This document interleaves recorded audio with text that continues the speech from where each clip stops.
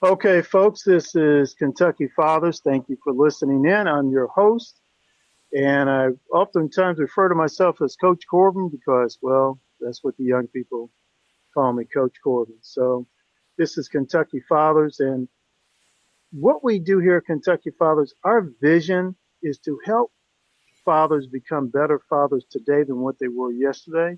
And the way we approach that, the way we do that, is we bring men on this show.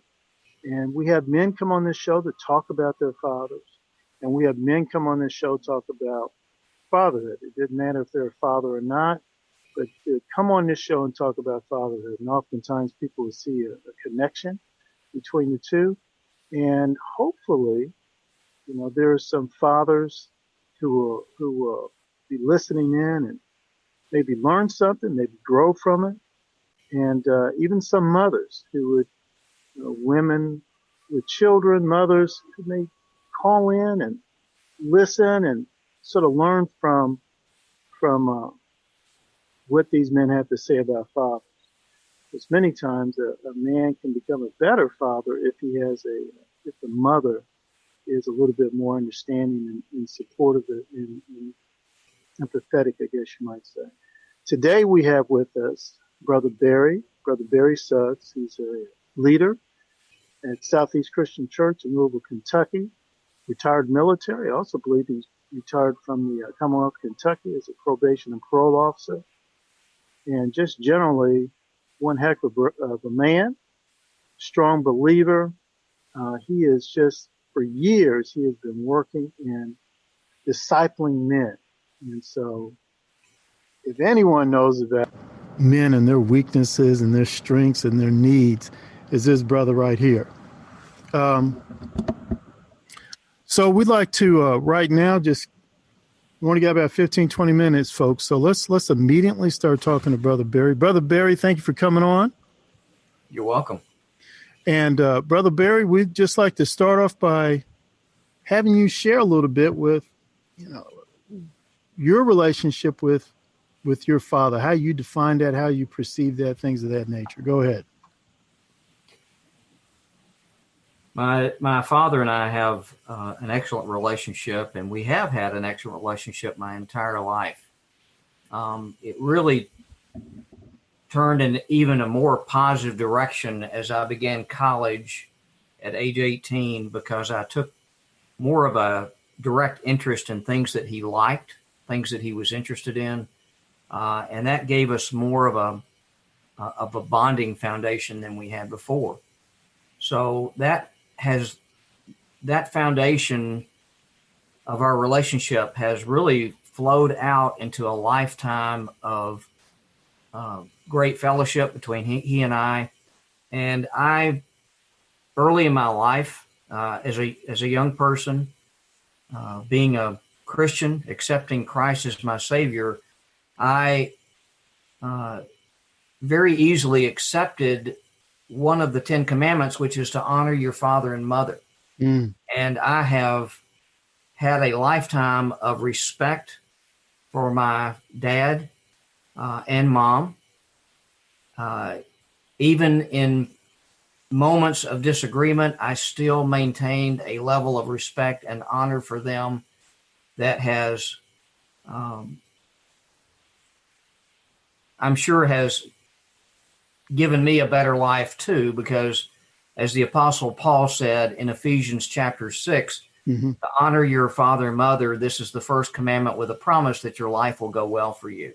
And so my life has gone well, and I know that that has a direct result of my relationship to my father in particular. Now, you had mentioned that once you hit, 18 and older, you develop an even stronger bond with your father because you started some things that he was interested in, you start taking an interest in. And I guess maybe not, you said a stronger bond as father and son, but would you also say that also helped you become maybe better friends too? It did help us become better friends because then we, by taking an active interest in things that he liked in particular, it gave us more to have conversation about, if nothing else. Yeah. And you had referred to Ephesians 6:1, Now I prefer that King James version, so it comes out a little differently. But it's the bottom line is the Lord is calling upon children to respect and honor their parents. Would you? And I noticed the word love is not there, but respect and honor. Am I sort of putting too much into that, or what? No, I think I think you're hitting it right on the head. Again, the direct reference, I believe, is Ephesians 6:4, and you're correct that it does not specifically mention love. But I think it's a lot easier to love somebody that you honor and respect. I think it's a consequence or an outflow of that level of respect and honor. Mm-hmm. It's a lot easier to love somebody that you respect and honor. Yes, yes. And then the other part of that verse that really gets me is the Lord's almost promising you, saying, hey, if you do this, the consequence is going to be a better life. Correct. Wow, that's powerful. It's powerful when you think about that. And then, of course, you referred back to the Ten Commandments. And I think oftentimes this is missing. I mean, people don't bring this up often enough. Where the Bible in the Ten Commandments, it clearly states we should honor our parents. I mean, is that what it's saying or what? I think it's very black and white. I don't think there's really much gray in that. We as children have to strive to respect and honor them. So the if you will, the burden of respect and honor is on the child, not on the parent. Mm-hmm.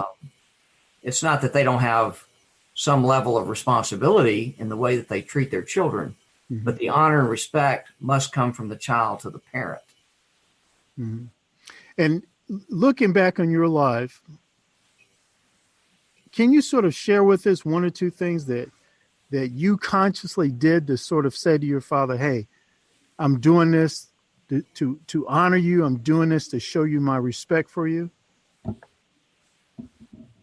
Well, certainly, one thing is that throughout the course of our relationship, if I,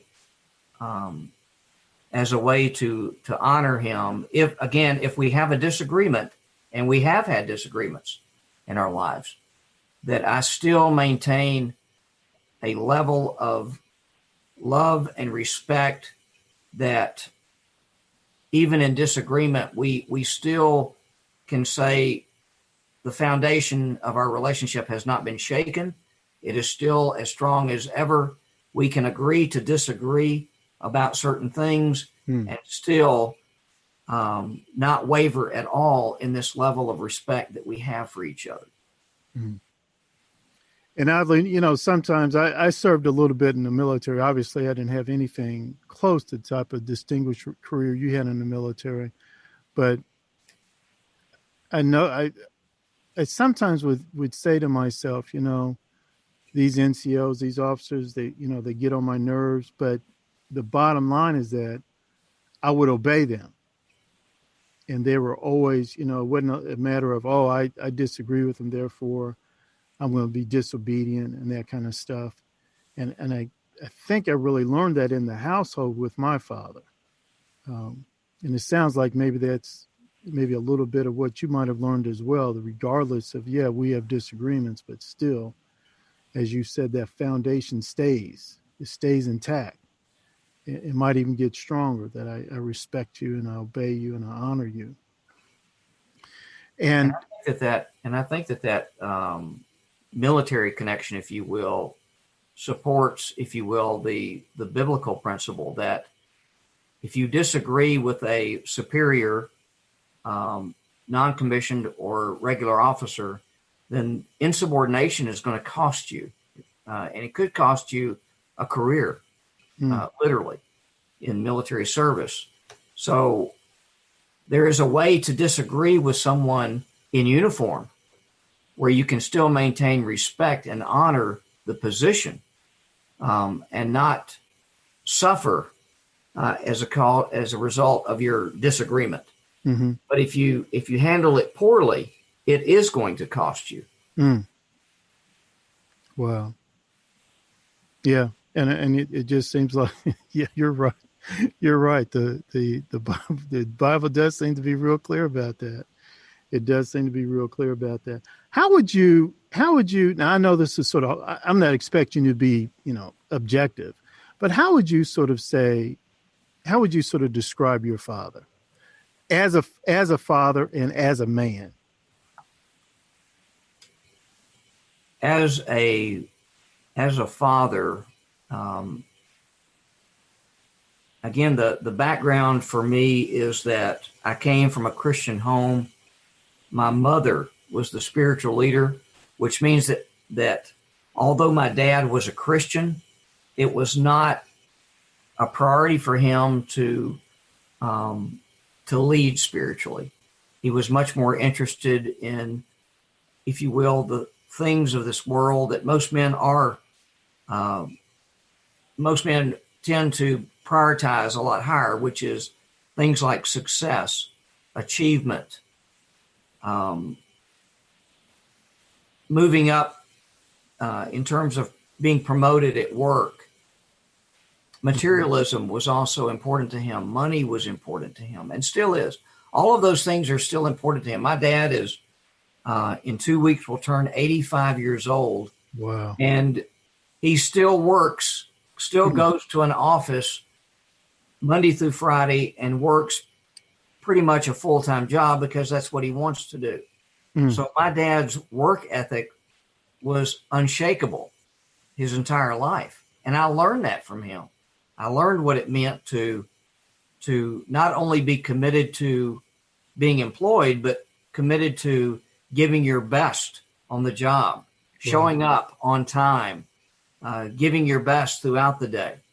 And so he definitely set a standard in work ethic and in ways that I could emulate his formula of success, if you will. And I learned a lot of that from him directly. But if nothing else, he didn't always have to, as any of us, as children and as fathers, we don't necessarily have to listen to what you say, but we watch what you do, and your words speak volumes. So his work ethic was, again, unshakable, and I learned that from him. What I did not learn from him, though, was how to spiritually lead myself or to lead someone else. Did you feel that you had to go to another? Did you get that from another man who sort of served like a father figure for you, or do you just sort of pick that up on your own? I picked that up on my own through basically a series of personal failures in my life, where I finally realized that that I had a severe weakness in terms of how to spiritually lead myself, and I really had to, again, this idea of submitting myself to God's leadership as my heavenly Father, which was something that for the first half of my adult life I wasn't doing. I was trying to lead myself, and really being insubordinate, if you will, or not honoring God's way, doing it my way. And through a series of failures, I finally decided in my mid 40s to submit to God's leadership instead of my own. Right. Okay. All right. But one big thing that you definitely learned from your father was hard work, being an ethical man, being a provider. Doing what you got to do to provide for your family. And I know a lot of times people talk about poverty in America, but I think a lot of times poverty in America with some families could be immediately resolved if they had more men like your father in the family. Yes, I agree with that. He didn't make no excuses, and he didn't blame other folk. He just went out there and said, "Hey, I got to go out there and do what I got to do Monday through Friday. Give him a hard day's work to earn an honest dollar." So, brother, I know that you don't have children, but in your marriages, did the women not bring into the marriage children? And the wife that I have, when we met, her daughter was 8 years old. So I became a father to an 8-year-old, and that daughter is now 22 years old. Mm-hmm. And yes, so I have fulfilled the role of that, even though I don't have biological children myself. Yeah. And initially, how did you feel about that? Hey, boom, got this 8-year-old here. I knew that I was ready to do that simply because I understood spiritually how to lead myself. So if you have a good foundation for how to lead yourself spiritually, then it's much easier to lead someone else, to lead a wife, Mm-hmm. to lead children, whether they be your own or theirs. And so I was ready in my own personal development to lead my stepdaughter when Laura and I were married 13 years ago. Did you ever have any type of conflict between yourself and her biological father? We did not have any conflict. He was definitely in her life. He was not in her life all the time, but I chose, again, spiritually to honor and respect him.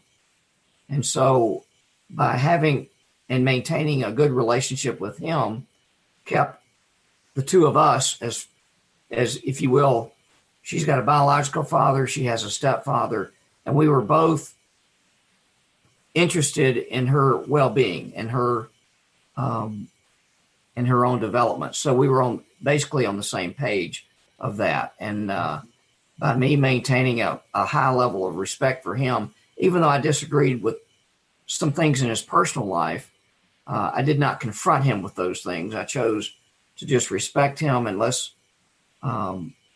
focus on how to better both be parents to the young woman. Yes. You know, brother, I speak to, again, because of this podcast, Kentucky Fathers, I speak to a lot of fathers, and sometimes, unfortunately, they may marry, they have children, they get divorced. That's the unfortunate part. They get a divorce.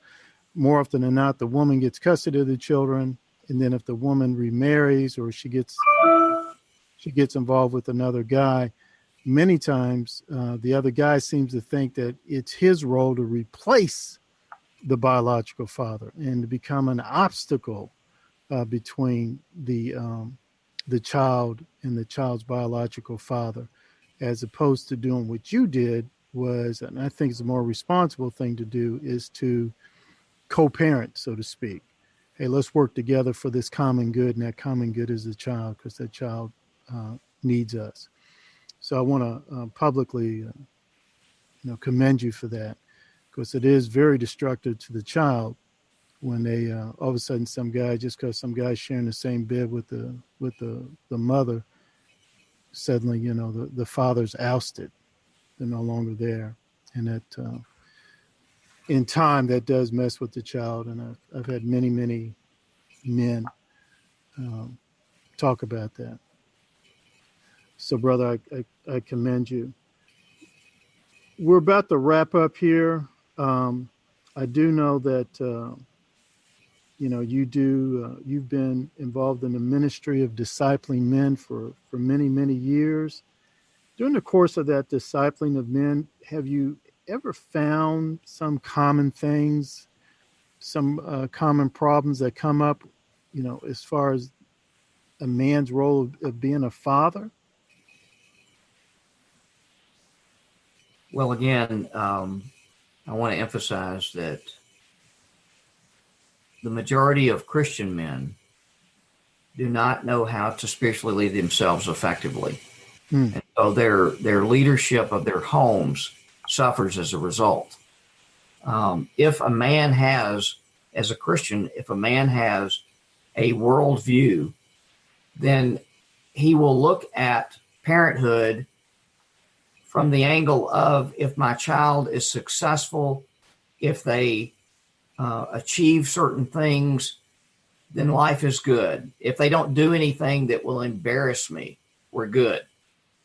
As opposed to, looking through a spiritual lens of how do I develop character in my child as opposed to stressing success and achievement. Mm. The end result could still be the same. You could stress character in your home and still have a child who's very successful and certainly achieves many good things in life. But at least by stressing character of being looking more like Christ, again, honoring father and mother, looking at obedience as being something to focus on, looking at how you treat others better than yourself, looking at integrity as being a foundation of character, will produce not just a successful child as an adult, but will actually produce an adult child who can in turn have an incredible impact on their homes and on the community at large by being just a solid person who loves those around them, who is productive and effective and so forth. Yes. Yeah. Couldn't agree with you more, brother. Couldn't agree with you more. All right. Well, we're going to conclude this interview here. Thank you again so much. And speaking to my listeners, this is Kentucky Fathers. You can find us on various podcast agencies like Spreaker and Google. Please share. Please download. Share this with other fathers. Keep in touch with us. Also, you can donate to us through PayPal. We'll have we'll post the address. We'll have some ads where we'll give that address to folks. And you've been listening today to Brother Barry Suggs. He's a church leader here in Louisville, Kentucky, an amazing teacher, a person who's been involved in the ministry of discipling men for many, many years. And I just can't praise his brother enough for all that he's done for so many men, for so many years here in this community. Brother, thank you. I will be in touch, okay? All right. Thank you, Corbin. You bet.